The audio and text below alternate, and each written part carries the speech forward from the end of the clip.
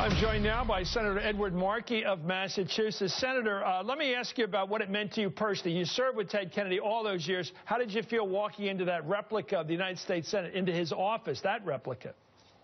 Well, what John F. Kennedy meant to the presidency of the United States, to an entire generation, that's what Ted Kennedy meant to the United States Senate. He made impossible dreams come true, because he was the greatest senator of all time. He kept crossing the aisle over to Trent Lott, to John McCain, to Orrin Hatch, to Nancy Kassebaum, to find a way to make the Senate work, to make a way for the country to work.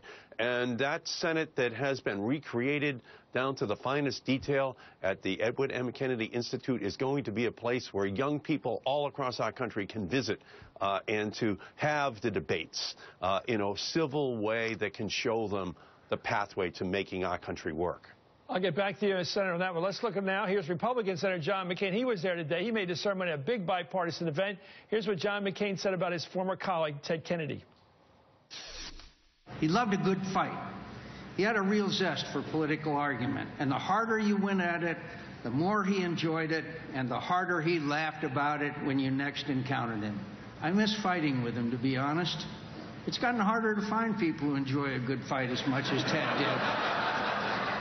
Well, McCain loves a good fight, Senators. You know that one of the stories you always hear about Ted Kennedy is that after the hours when the Senate was out of session, he'd be hanging around in some room in the Capitol with a bunch of Southern conservative Democrats in the old days, and they were friends. Is that still possible in the U.S. Senate?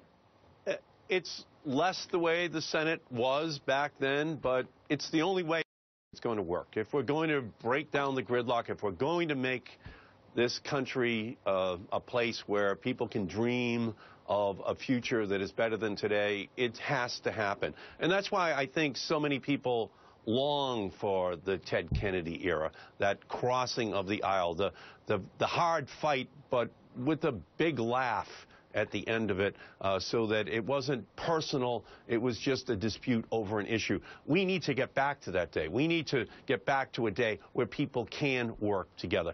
Ted Kennedy was an idealist without illusions. He knew that you had to fight hard for the causes, the principles that you believed in, but he also had no illusions about how difficult it was and how you had to cross over the aisle to work with Republicans to finally get a good result.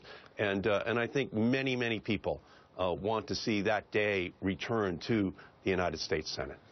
Thank you so much, Edward Markey of Massachusetts. Anyway, the Kennedys were known for their soaring rhetoric, and let's take a look now at the best speech anybody ever gave, I think, at a Democratic convention. Here's Ted Kennedy at the 1980 Democratic Convention. For me, a few hours ago, this campaign came to an end.